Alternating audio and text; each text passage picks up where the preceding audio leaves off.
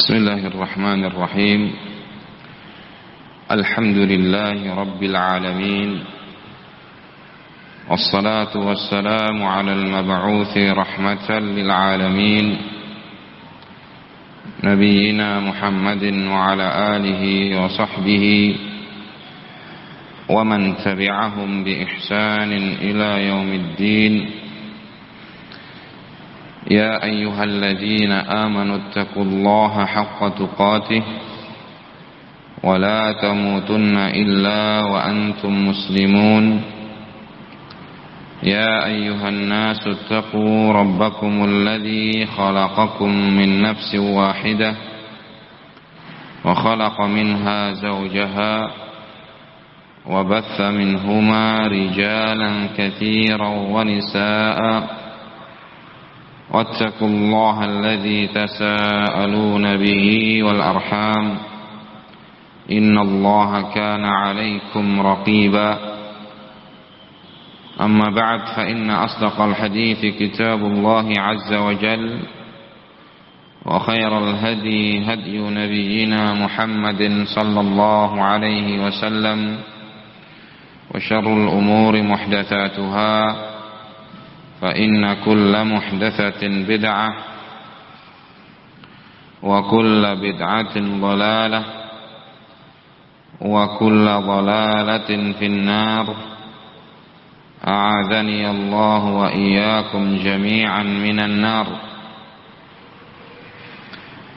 إخوتي الأحباء رحمني ورحمكم الله. Alhamdulillah, kita bersyukur kepada Allah Subhanahu wa taala di mana pada kesempatan pagi hari ini kita kembali bertemu untuk melaksanakan sebuah ibadah yang mulia, yaitu talabul ilm, sebagai lanjutan dari rangkaian kajian ilmiah ataupun daurah Ahlus Sunnah wal Jamaah di kota Semarang.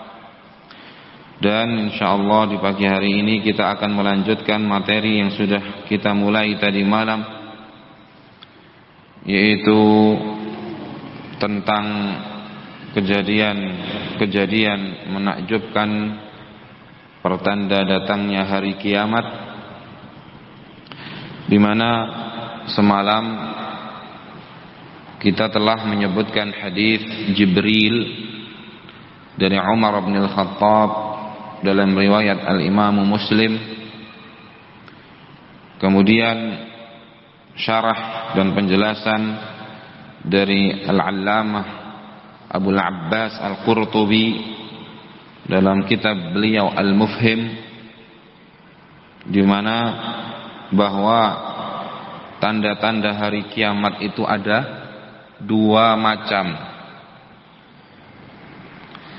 Yang pertama adalah tanda-tanda hari kiamat berupa kejadian-kejadian yang mu'tad, yang biasa, yang lumrah. Dan yang kedua adalah kejadian-kejadian hari kiamat yang menakjubkan ataupun yang di luar nalar. Ya, dan sudah kita sebutkan sebagiannya, bahwa tanda-tanda hari kiamat yang ghairul mu'tad, yang tidak biasa, itu ketika sudah mulai terjadi, maka itu menunjukkan apa? Bahwa hari kiamat itu sudah sangat semakin dekat. Yang kita contohkan keluarnya Dajjal, turunnya Nabi Isa, keluarnya Ya'juj wa Ma'juj. Kemudian di sini ada hal-hal yang penting. Kita akan baca beberapa keterangan dari para ulama. Salah satunya dalam kitab Al-Minhaj fi Syu'abil Iman. Dalam kitab tersebut disebutkan oleh Al-Halimi beberapa hal yang akan terjadi, yang mana hal itu adalah perkara-perkara yang mu'tad, yang biasa, tetapi itu juga menunjukkan dekatnya hari kiamat, atau sering disebut dalam istilah asyratus sa'ah, tanda-tanda hari kiamat. Ada yang sughra, ada yang kecil, ada yang kubra, ada yang besar. Tanda-tanda hari kiamat kecil artinya menunjukkan dekatnya hari kiamat, tapi masih ada jarak. Nah, dan ini semakin banyak, artinya memang menunjukkan semakin dekat lagi. Dikatakan oleh beliau, nah, ketika Allah Subhanahu wa taala menyebutkan faqad jaa asyratuha dalam surat Muhammad yang sudah kita baca tadi malam, maka telah datang tanda-tandanya, yaitu tanda-tanda hari kiamat, aidanat, yaitu telah dekat. Wa awwaluha, yang paling pertama kata beliau, an-nabiy sallallahu alaihi wasallam, yaitu diutusnya Nabi sallallahu alaihi wasallam. Sudah kita dengar juga semalam. Li'annahu nabiyyu akhiriz zaman, dikarenakan beliau adalah nabi akhir zaman, nabi yang terakhir dan penutup para nabi dan para rasul. Wa qad bu'itsa wa laysa bainahu wa bainal qiyamati nabi, dan Nabi sallallahu alaihi wasallam telah diutus oleh Allah dan tidak ada lagi nabi setelah beliau sampai hari kiamat. Tsumma bayyana an-nabiy sallallahu alaihi wasallam bima la yalihi minal asyrat, kemudian Nabi sallallahu alaihi wasallam juga telah menjelaskan tanda-tanda berikutnya yang akan datang, yang menunjukkan dekatnya hari kiamat. Fadzakara an talidal amatu rabbataha wa minha tatawwulun nasi fil bunyan, maka Nabi sallallahu alaihi wasallam menyebutkan yang sudah kita bahas tadi malam, seorang budak wanita melahirkan tuannya, dan sudah kita jelaskan pula apa makna dari kalimat ini. Wa tatawwulun nasi fil bunyan, dan manusia berlomba-lomba untuk membangun, bermegah-megahan di dalam membangun rumahnya atau tempat tinggalnya. Sudah kita jelaskan pula.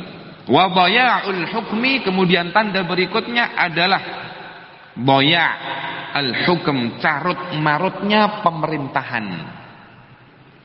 Ya, jadi para pemerintah yang mengemban amanah menjadi pelayan rakyat, yang seharusnya mereka melindungi dan melayani masyarakat, mereka sudah mengabaikan amanah tersebut, carut marut.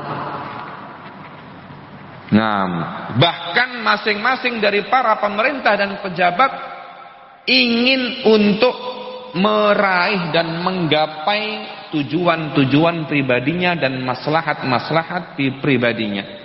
Ingin menumpuk kekayaan, menumpuk ketenaran. Jadi hukum pemerintahan maksudnya sudah boya, sudah carut marut, tidak karuan. Wa syurbul khamri, yang kemudian berikutnya banyaknya orang mabuk, minum minuman keras. Wa yaksurul harj, dan banyaknya pembunuhan, kasus-kasus pembunuhan di mana-mana. Dan ini sering sekali kita dengar, setiap hari ada kasus, dan kasus-kasusnya itu mengerikan. Ya, artinya sebagaimana kata Nabi sallallahu alaihi wasallam, sampai orang yang membunuh tidak tahu kenapa membunuh, dan orang yang dibunuh tidak tahu pula kenapa dibunuh. Saking sudah biasanya pembunuhan, tidak ada lagi nilainya nyawa seorang manusia, bahkan nyawa seorang muslim. Naam.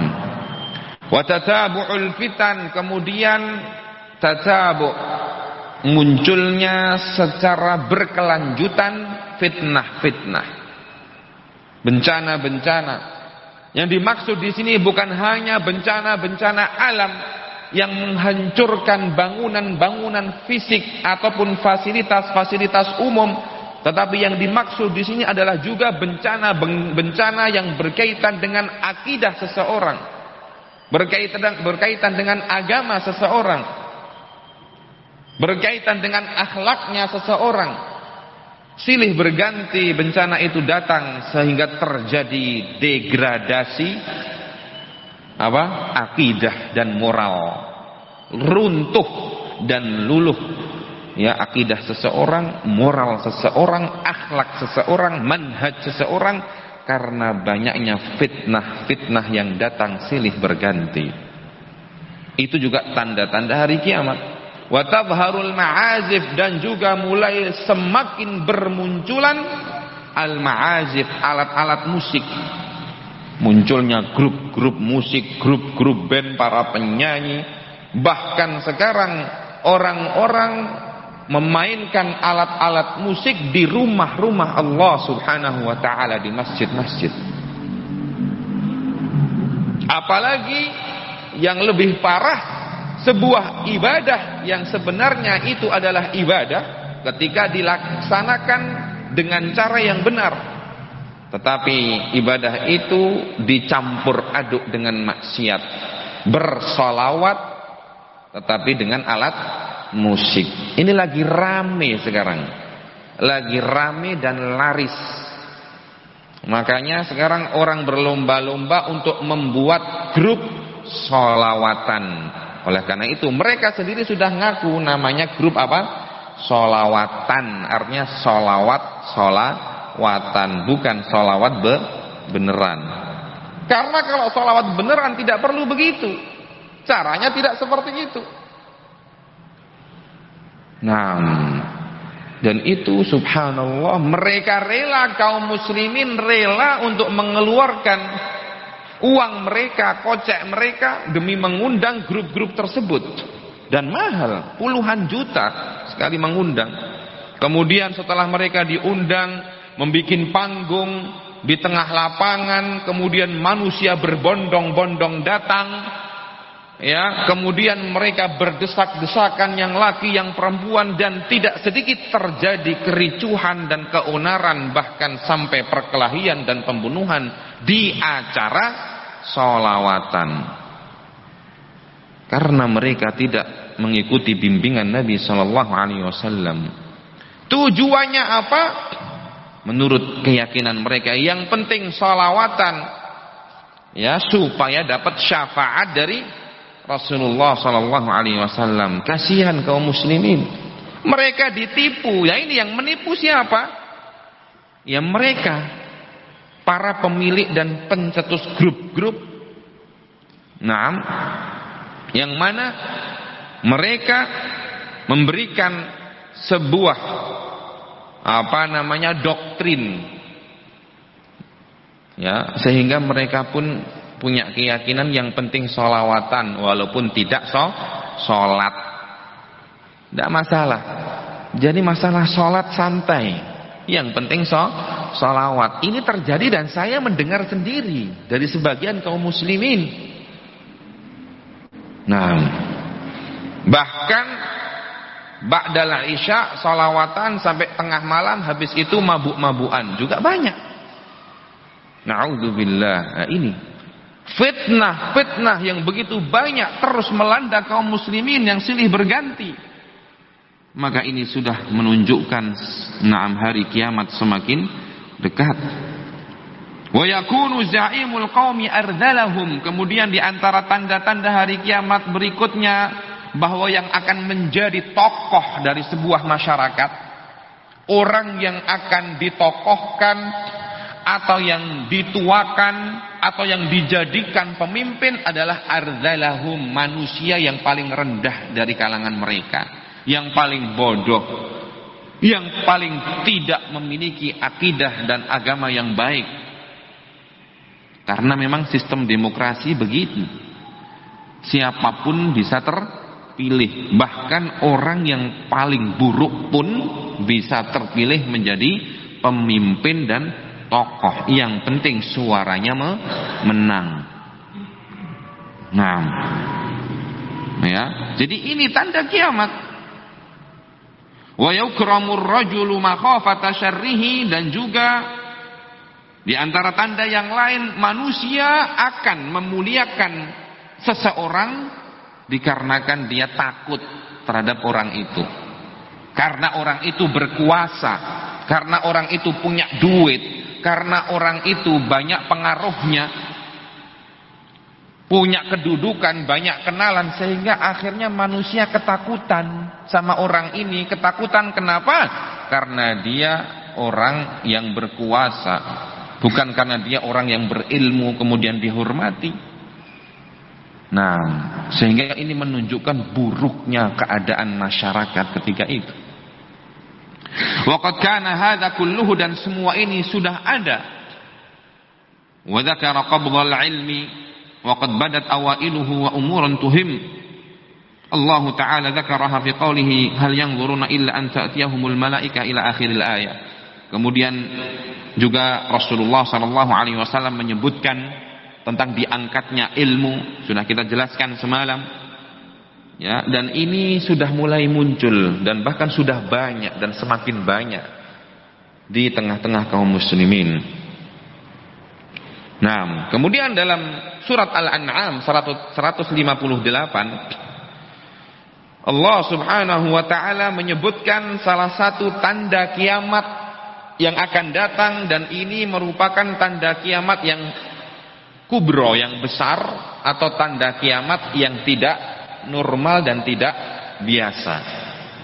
Dalam Al-An'am 158 Allah berfirman, hal yanzuruna illa an ta'tiyahumul malaika aw ya'tiya rabbuka aw ya'tiya ba'du ayati rabbika. Apakah mereka menunggu ataupun tidaklah mereka menunggu kecuali kedatangan malaikat kepada mereka, atau kedatangan Allah Subhanahu wa taala kepada mereka, atau sebagian tanda-tanda yang Allah ciptakan yang akan datang kepada mereka. Itu yang mereka tunggu. Malaikat akan datang kepada mereka. Kapan itu? Ketika malaikat akan mencabut nyawa mereka. Ketika malaikat akan bertanya kepada mereka di alam kubur mereka, mempertanggungjawabkan amalan mereka dengan 3 pertanyaan. Ketika malaikat membawa ruh mereka, kalau ruh yang baik maka akan dihormati dan dilayani dan mendapatkan sambutan yang sangat baik dari penduduk langit. Akan tetapi kalau ruh yang buruk dan busuk, penuh dengan maksiat dan dosa, akan dicampakkan dan diseret oleh para malaikat dan bahkan tidak diterima oleh para penduduk langit. Itu yang mereka tunggu. Atau Allah sendiri yang akan datang kepada mereka, yaitu mereka dipanggil kemudian diajak bicara langsung oleh Allah Subhanahu wa taala. Atau yang ditunggu oleh mereka adalah datangnya sebagian dari ayat-ayat, yaitu kejadian-kejadian yang akan diwujudkan oleh Allah Subhanahu wa taala. Apa maksudnya kejadian-kejadian itu? Beliau sebutkan arada bihadhil ayati tulu' asy-syamsi min maghribiha. Yang dimaksud oleh Allah Subhanahu wa taala adalah dalam surat Al-An'am ini sebagian kejadian-kejadian yang akan diwujudkan oleh Allah, di antaranya tulu'u syamsi min maghribiha, terbitnya matahari dari tempat terbenamnya. Nah, wa khurujud dajjal, keluarnya dajjal, turunnya Nabi Isa, wa annal mala yafidhu fi zamanihi, kemudian kejadian lain bahwasanya dunia dan harta akan yafid, akan terpancar keluar fi zamanihi, di zaman Nabi Isa alaihi salatu wassalam. Semua manusia akan kaya.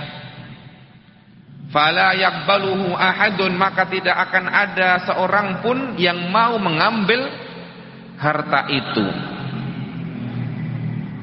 Wa nafaqal Qur'anu bi khurujid dabbah, demikian pula Al-Quran telah menyebutkan akan keluar seekor makhluk dari bumi, dan itu telah dijelaskan oleh Nabi sallallahu alaihi wasallam. yang terpenting kata beliau, wa kullu dzalika maqbulun indana musaddaqun bihi. Semua kejadian-kejadian itu yang disebutkan oleh Allah dalam Al-Qur'an ataupun disebutkan oleh Rasulullah sallallahu alaihi wasallam dalam hadisnya, semua itu maqbulun, harus kita terima, indana musaddaqun bihi, dan harus kita benarkan dan kita percayai. Jadi ini yang pertama harus kita tekankan, kita harus meyakini, mempercayai, mengimani seluruh berita-berita yang menjelaskan kejadian-kejadian yang akan terjadi ya ketika telah dekat hari kiamat. Oleh karenanya Abu Amr Ad-Dani rahimahullahu taala ya dalam Ar-Risalah Al-Wafiyah li madhhabi ahli sunnah, beliau menjelaskan, innal imana wajibun bima jaa an Rasulillah sallallahu alaihi wasallam wa thabata bin naqli sahih wa tadawala hamlahu al-muslimuna min dzikri wa'idil akhirati wa dzikri tawam wa asyratis saati wa alamatiha wa iqtirabiha. Bahwa mengimani segala sesuatu yang datang dari Nabi, yang disampaikan oleh Nabi, wajibun, itu adalah wajib. Harus kita imani, kita percayai segala sesuatu yang datang dari Nabi dan dengan sanad yang sahih. Selama hadisnya sahih, maka kita wajib untuk mengimaninya, dan itu pasti akan terjadi. Karena yang beliau beritakan adalah wahyu dari Allah Subhanahu wa taala.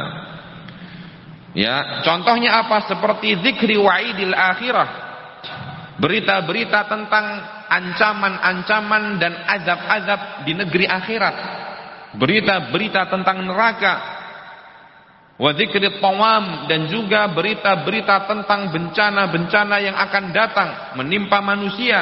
Wa asyratis sa'ah, berita-berita tentang tanda-tanda hari kiamat dan dekatnya hari kiamat. Kita semua wajib untuk mengimaninya.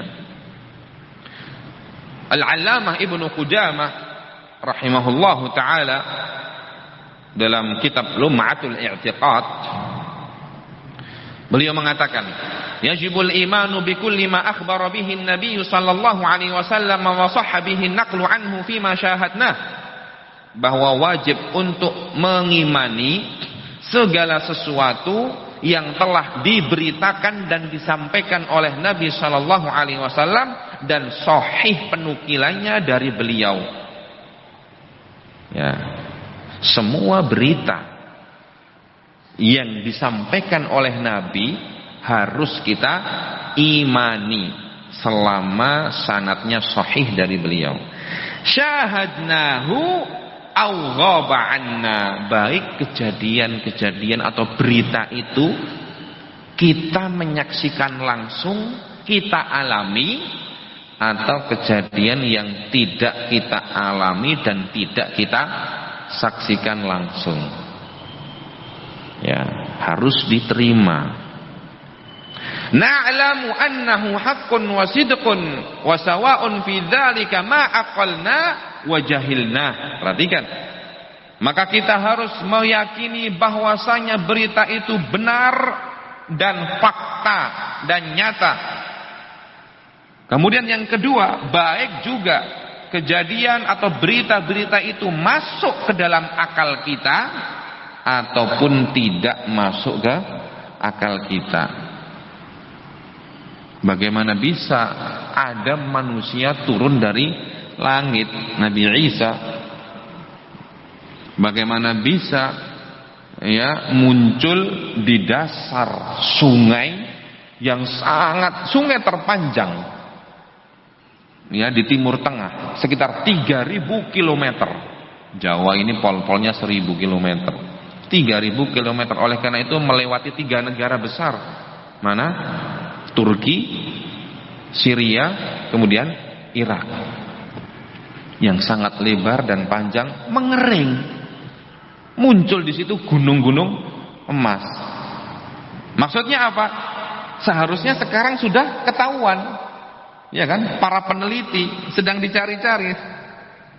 Tapi belum ketahuan. Entah nanti tiba-tiba muncul dari perut bumi gunung-gunung itu, tidak tahu. Allahu a'lam. Yang jelas itu pasti akan terjadi. Nah, ya.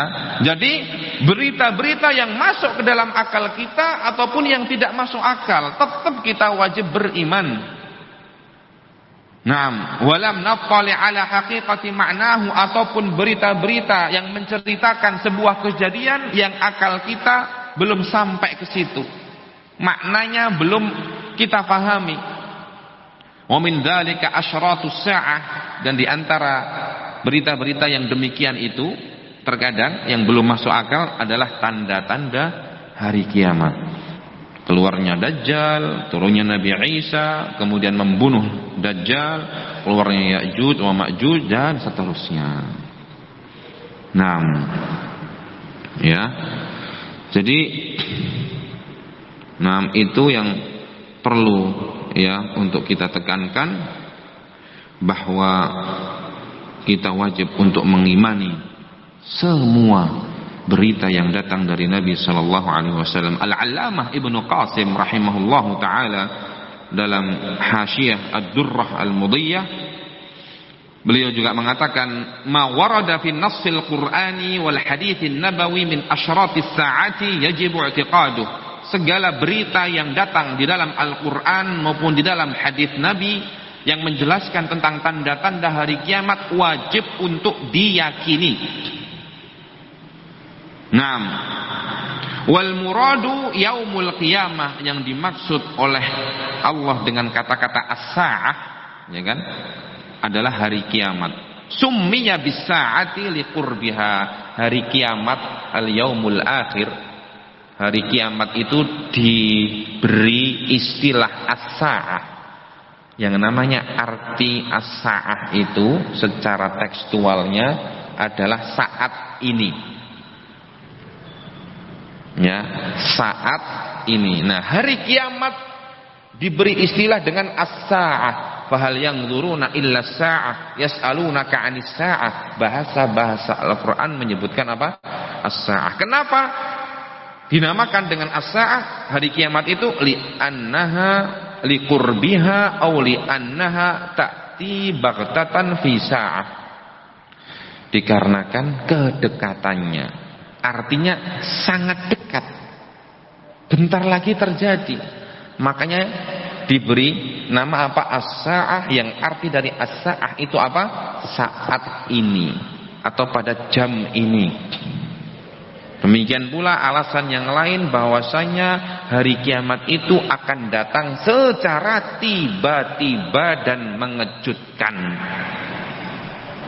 Seperti sesuatu yang datang pada saat itu mengejutkan. Nah, fakullul ladzi ata fi an-nassi min asyratis saati haqqun waqi'un yaqinun yajibu i'tiqaduh, maka segala sesuatu yang datang di dalam dalil-dalil Al-Qur'an maupun sunnah yang menjelaskan tanda-tanda hari kiamat, semuanya itu merupakan kebenaran yang akan terjadi dan menjadi fakta yang wajib diyakini ya dan diimani. Naam. Baik.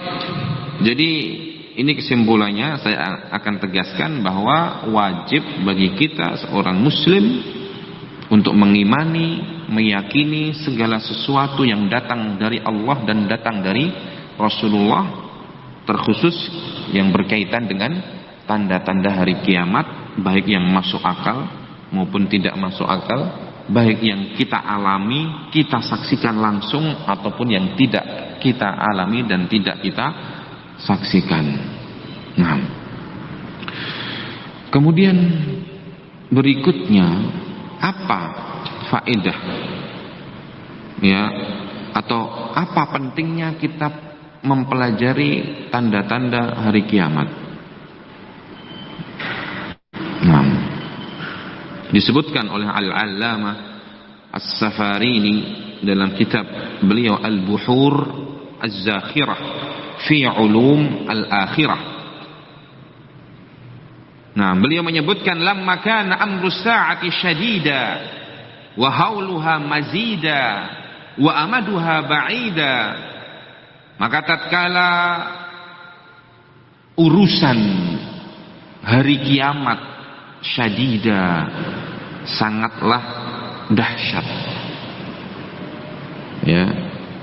Keadaan hari kiamat yang sangat dahsyat. Wa hauluha mazida, dan huru-haranya yang mengerikan. Wa amaduha ba'ida, dan waktunya yang sangat jauh.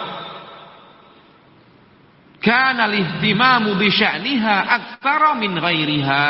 Maka sepantasnya kita harus memiliki perhatian yang lebih banyak terhadap hari kiamat daripada perhatian kita untuk perkara-perkara yang lain. Wa dhairuha akbar min khairiha, di mana bahaya hari kiamat itu lebih besar daripada kebaikannya.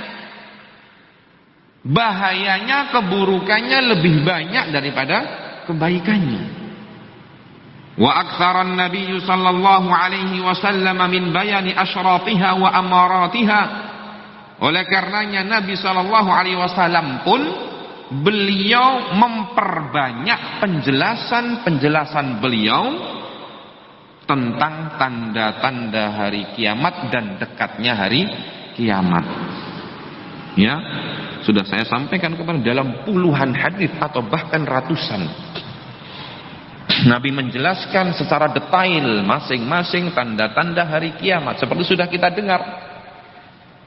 Fayambaghi likulli dhi lubbin kamilin wa ra'yin fadilin, maka sepantasnya bagi setiap orang yang memiliki akal yang sempurna dan pemikiran yang jernih, an yashtaghila bil a'malis salihah, untuk bergegas menyibukkan diri dengan amal-amal saleh.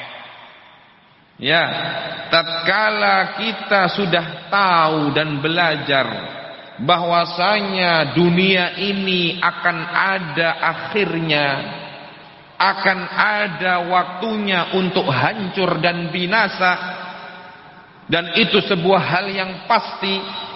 Dan ketika kita sudah tahu pula penjelasan Rasulullah tentang tanda-tanda hari kiamat yang sudah mulai dan banyak terjadi, bahkan yang menunjukkan hari kiamat yang semakin dekat, maka orang yang pandai, memiliki akal yang sempurna, memiliki pemikiran yang lurus dan sehat, dia akan mulai dan dia akan bersungguh-sungguh untuk menyibukkan dirinya dalam melaksanakan amal-amal yang saleh untuk menghadapi hari kiamat tersebut. Wala yanhamiku fi naili syahawatil fadhihah, dan janganlah dia yanhamik, melumuri dirinya dengan menyibukkan diri untuk meraih ataupun untuk mendapatkan niat-niat syahwat-syahwatnya yang akan mempermalukan dia. Harusnya dia jauhi, dia sudahi keinginan-keinginan dunianya, keinginan-keinginan syahwat dan hawa nafsunya.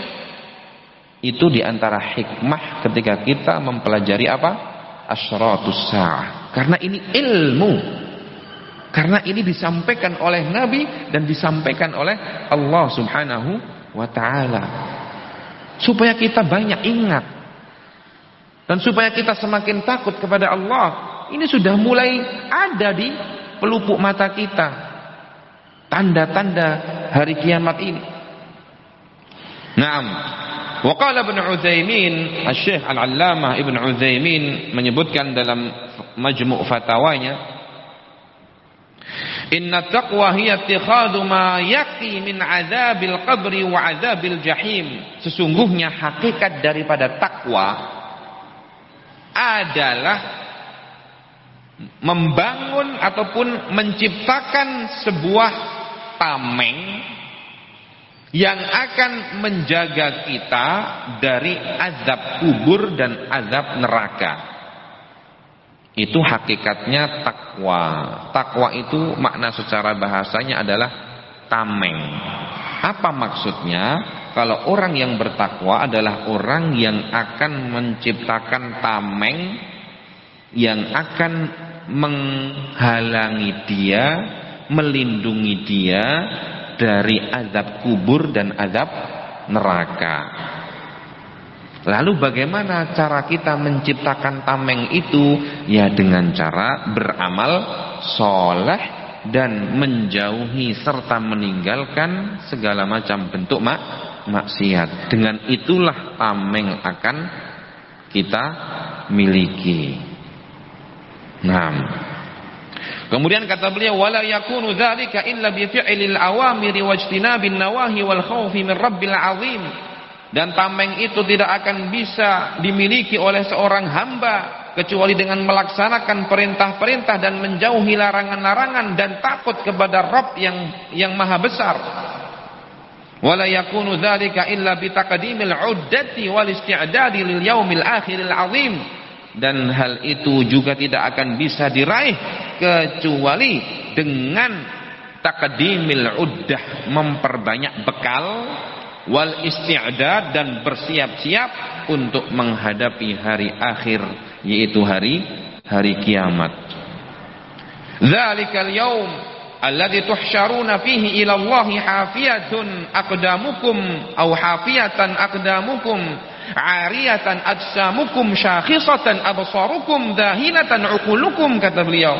Itulah sebuah hari, yaitu hari kiamat, yang kalian semua akan dibangkitkan oleh Allah, kemudian digiring oleh Allah subhanahu wa ta'ala untuk kembali kepada Allah, bertemu kepada Allah, masing-masing mempertanggungjawabkan amal perbuatannya. Hafiyatan aqdamukum, kalian semua ketika dibangkitkan dan digiring tersebut dalam keadaan tidak beralas kaki.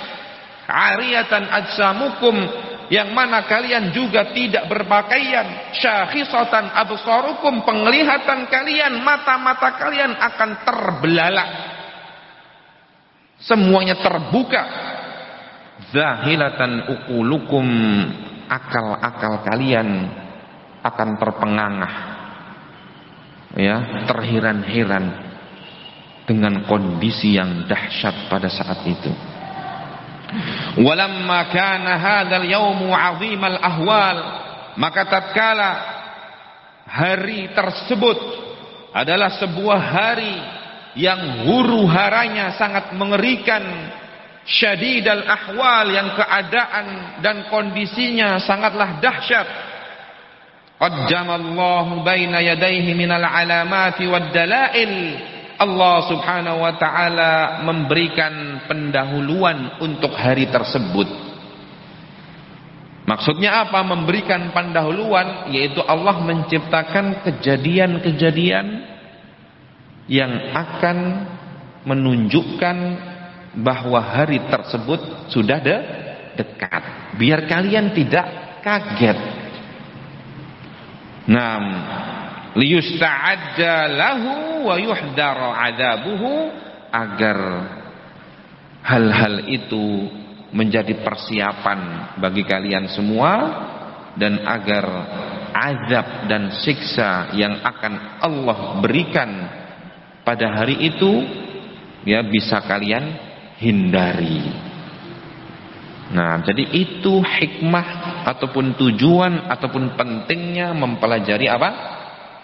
Asyratus sa'ah, tanda-tanda hari kiamat, agar kita menjadikan kejadian-kejadian itu sebagai sebuah ibrah, persiapan, ya, peringatan, supaya kita mulai memperbanyak untuk bergegas, ya, memperbanyak bekal, bersiap-siap diri dengan cara memperbanyak amal saleh, menuntut ilmu, mengamalkan ilmu dengan ikhlas, menyampaikan ilmu sebagai sebuah bentuk persiapan untuk menghadapi hari yang agung tersebut. Nah, kemudian di antara kejadian-kejadian yang menakjubkan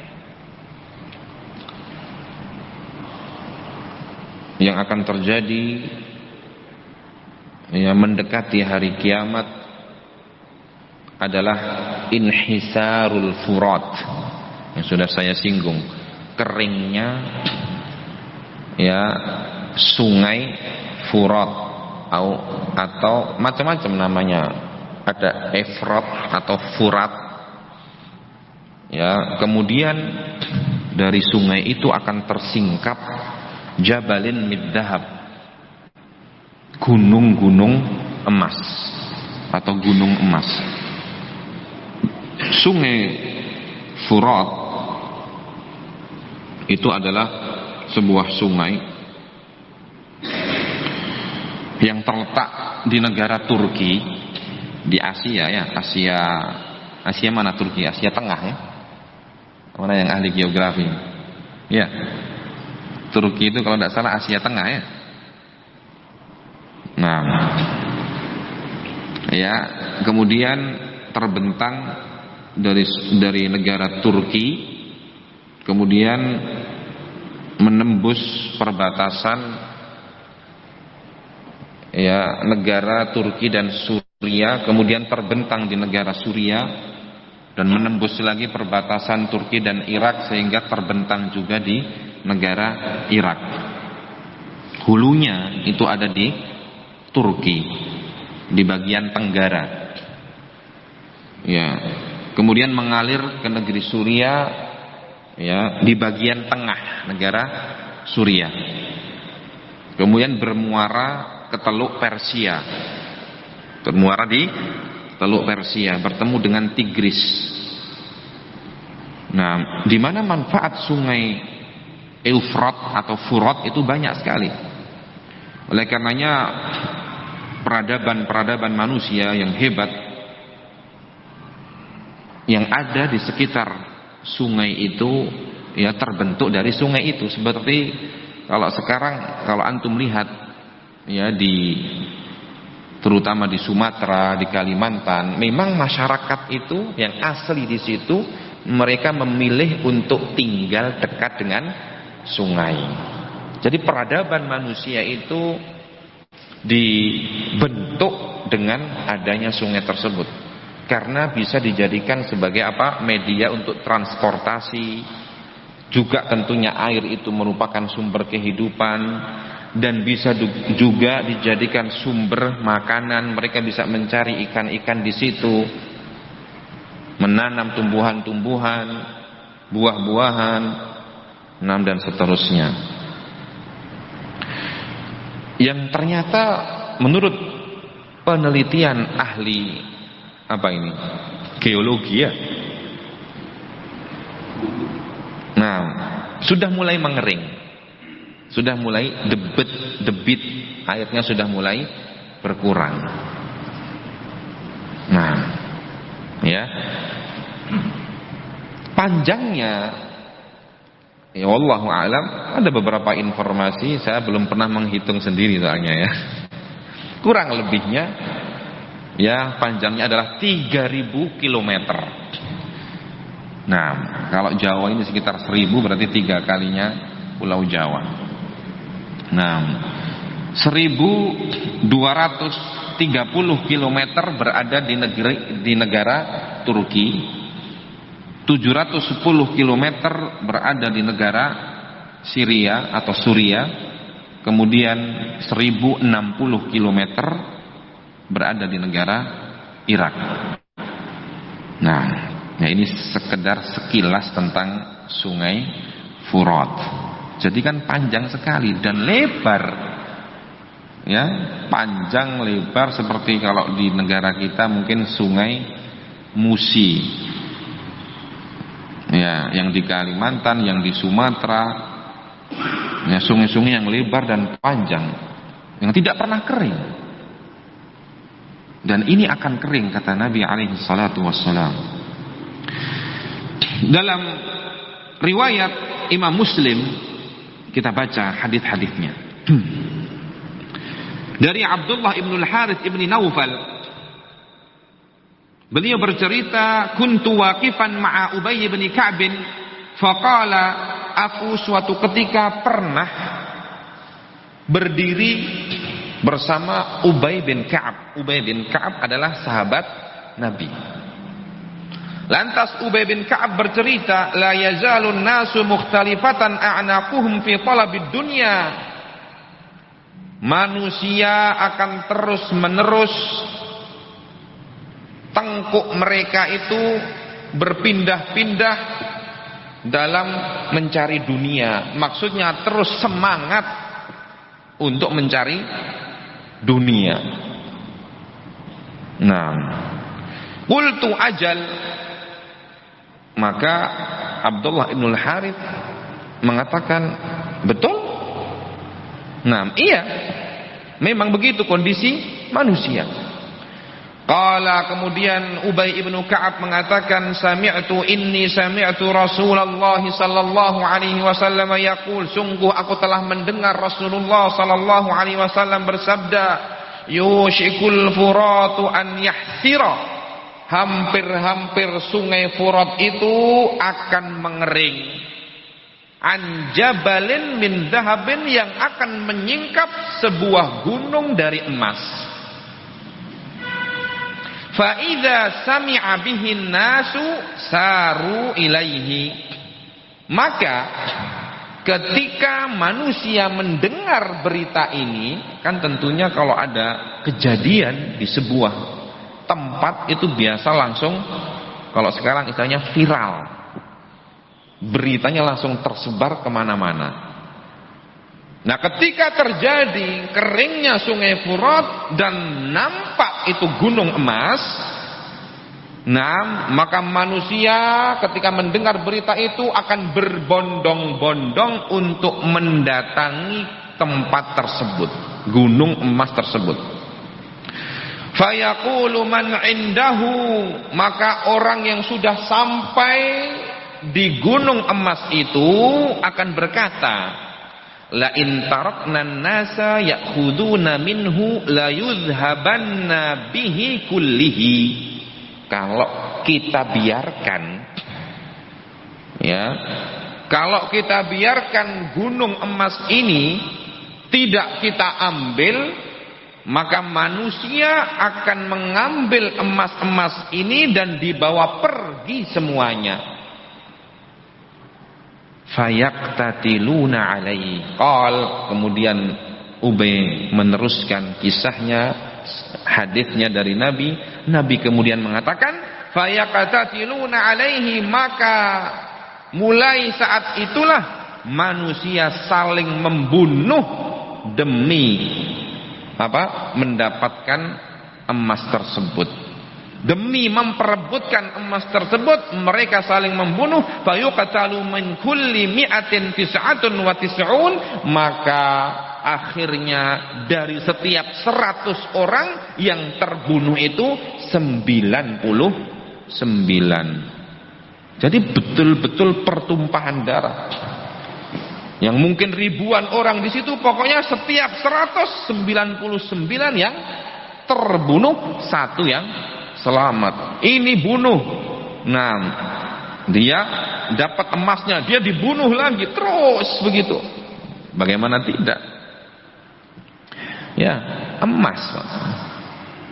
Nah, dari sahabat Abi Hurairah radhiyallahu taala anhu dalam riwayat Imam Muslim, Rasulullah alaihi salatu wasallam bersabda, la taqumu sa'atu hatta yahsiral furatu an jabalin min dhahab. Hari kiamat itu tidak akan tegak sampai sungai Furat menyingkap gunung emas. Maksudnya sungainya mengering. Yaqtatilun nasu alaihi, maka manusia akan memperebutkan emas tersebut.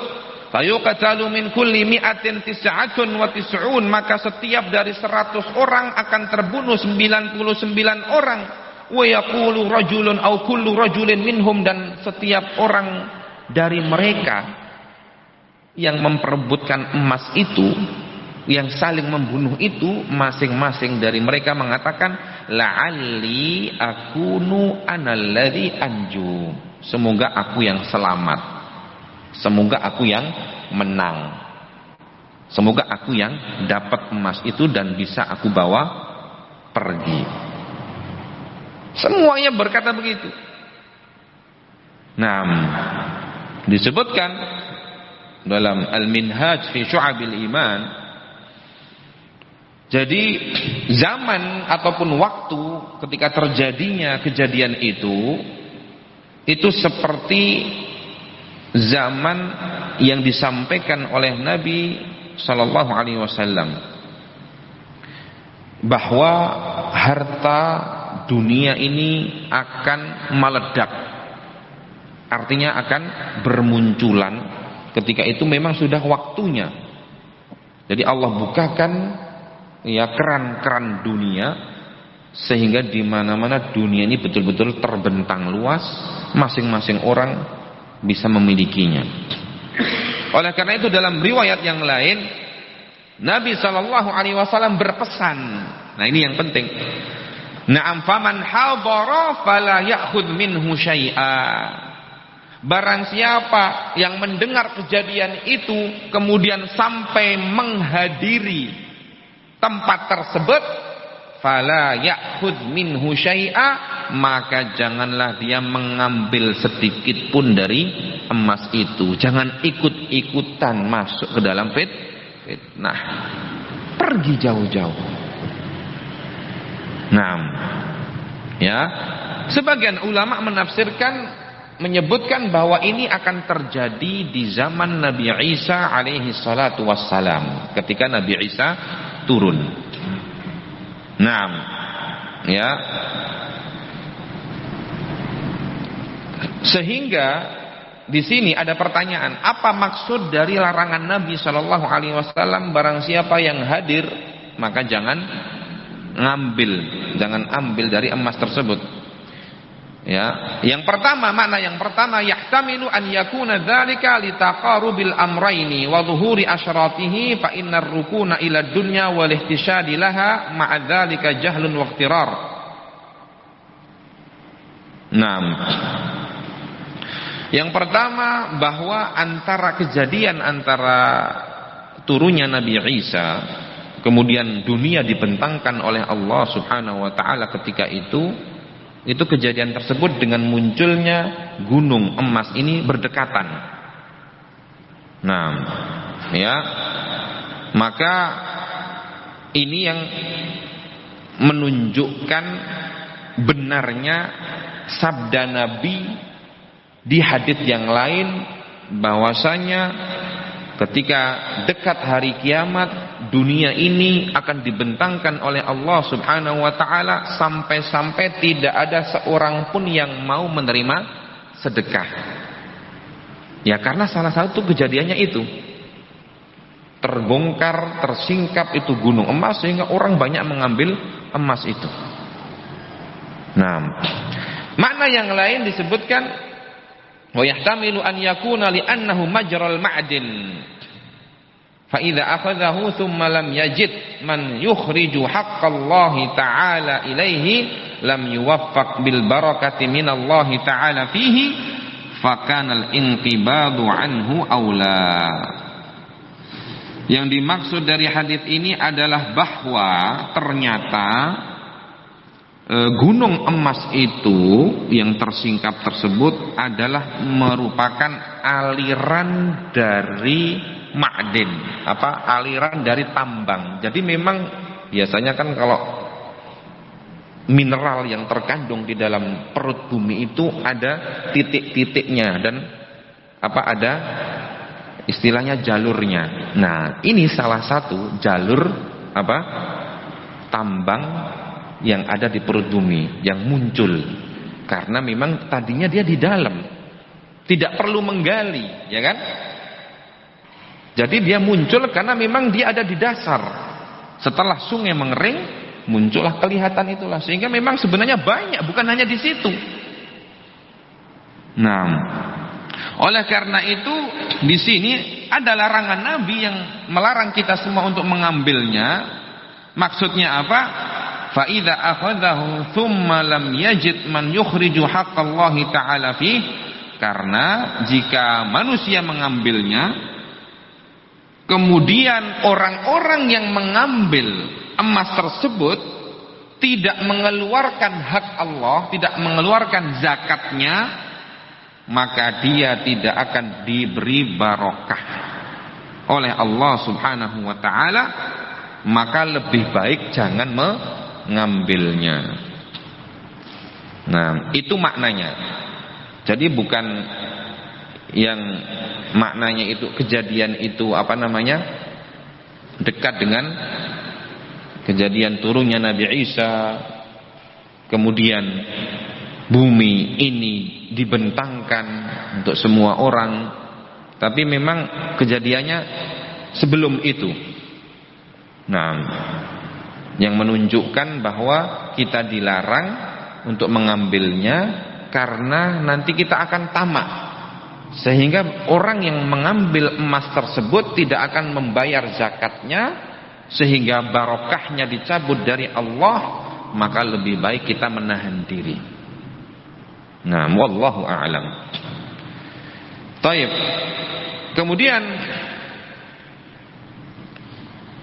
hadis yang lain, dalam hadis Abu Hurairah radhiyallahu taala anhu dalam riwayat Al-Bukhari dan Muslim. Nah, Nabi sallallahu alaihi wasallam bersabda, yushikul furatu an yaksira an kunzin atau kanzin min dhahab, faman habarahu fala ya'khud minhu syai'a. Hampir-hampir sungai Furat itu akan kering dan menyingkap kanz. Itu tadi sebuah harta karun dari emas. Maka barang siapa yang menghadirinya, maksudnya datang atau menemuinya, fala ya'khudh minhu syai'a, maka janganlah dia mengambil darinya sedikit pun. Dijelaskan oleh Al-Hafidz Abul Abbas Al-Qurtubi dalam kitab beliau Al-Mufhim. Beliau mengatakan nahyun an aslihi minat tahrim ala aslihi minat tahrim li'annahu laysa milkan li ahad wa laysa bima'dinin wala rikaz fahaqquhu an yakuna fi baitil mal. Perhatikan, ini memang sebuah larangan dari Nabi Shallallahu Alaihi Wasallam, ditinjau dari hukum asalnya.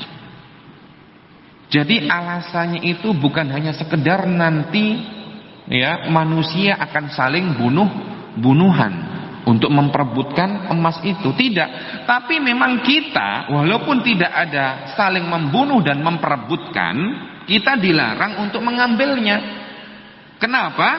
Li'annahu laisa milkan li ahad, karena itu bukan milik kita ataupun milik seseorang. Tidak ada yang punya itu. Walaisa bima'dinin wala rikaz, bukan juga termasuk tambang ataupun barang temuan atau harta karun.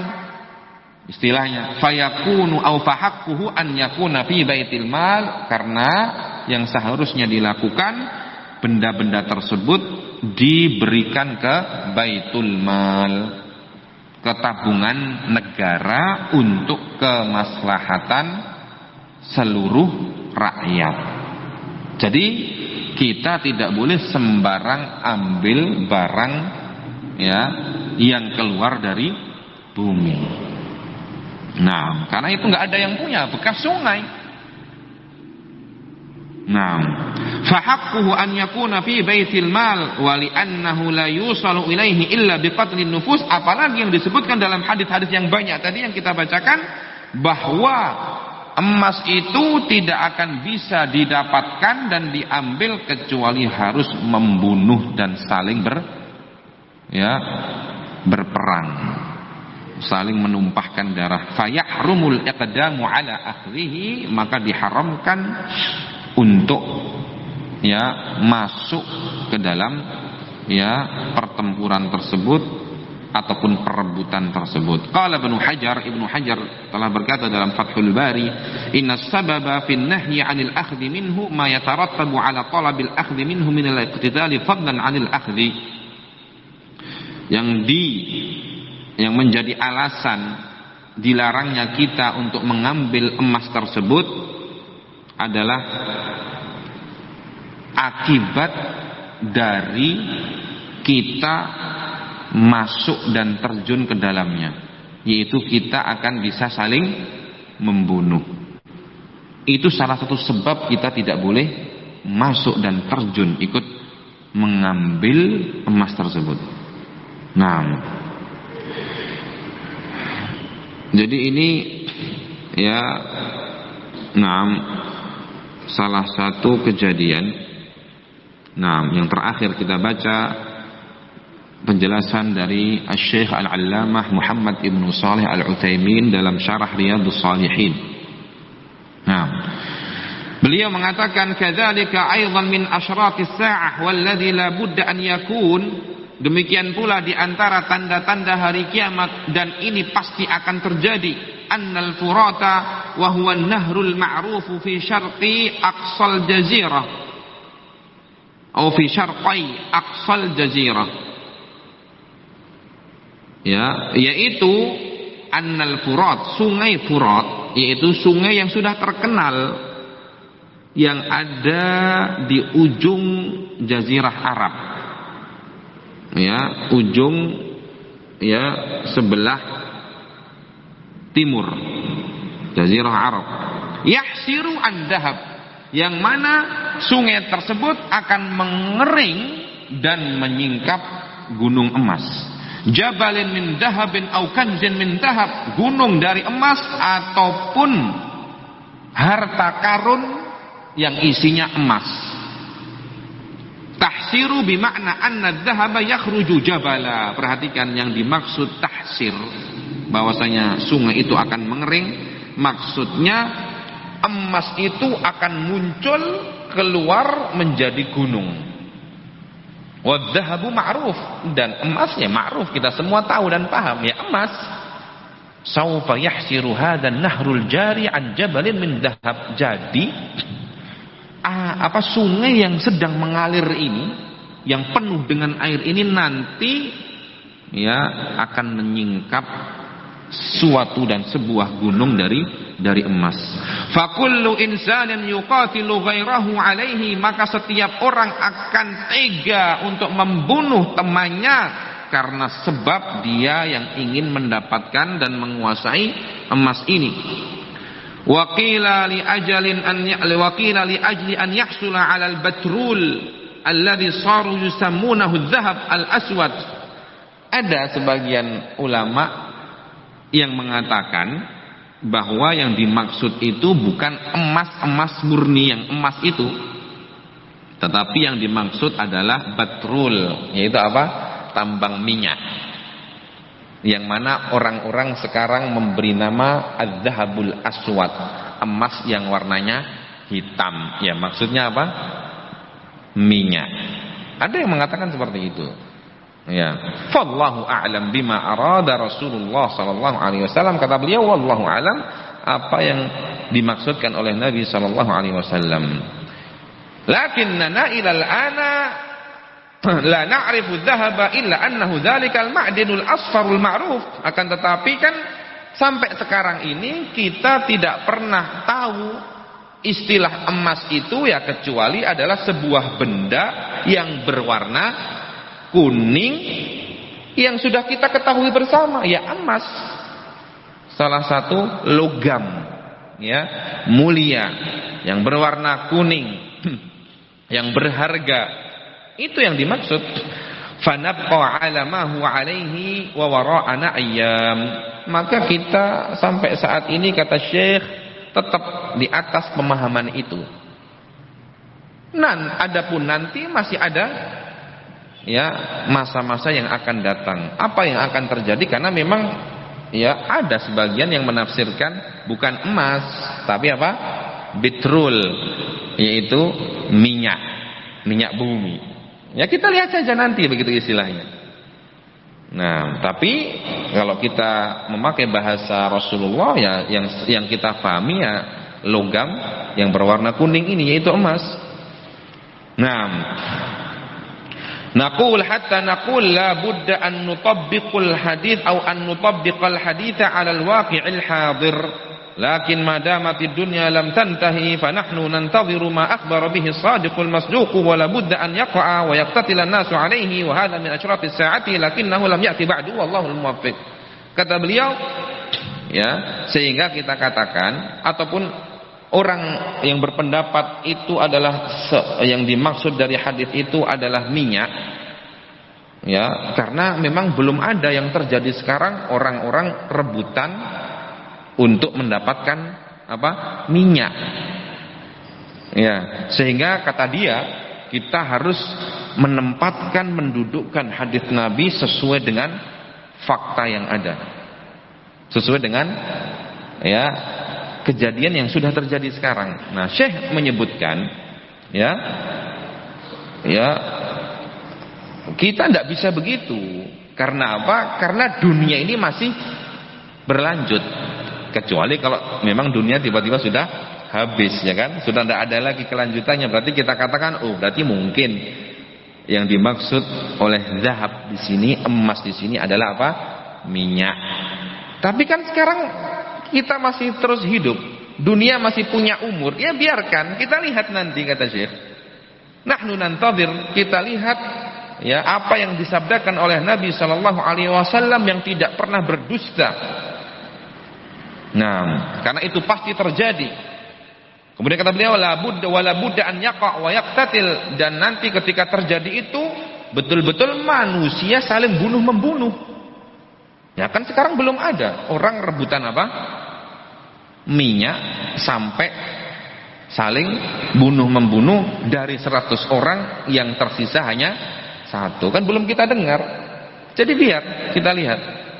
Wa hadza min asyratis saah, maka ini termasuk dari tanda-tanda hari kiamat. Lakinnahu lam ya'ti ba'du, akan tetapi itu belum terjadi. Wallahul muwaffiq, Allah lah yang memberikan taufik. Nah, kita break dulu. Nah, antum mungkin capek ya, butuh istirahat. Ana juga cukup capek bicara. Nah, kita lanjutkan setelah beberapa menit, mungkin sekitar 10 menit atau seperempat jam nanti diumumkan kembali. Wallahu ta'ala a'la wa a'lam. Wa sallallahu ala nabiyyina Muhammad wa ala alihi wa sahbihi wa sallam. Walhamdulillahi rabbil alamin.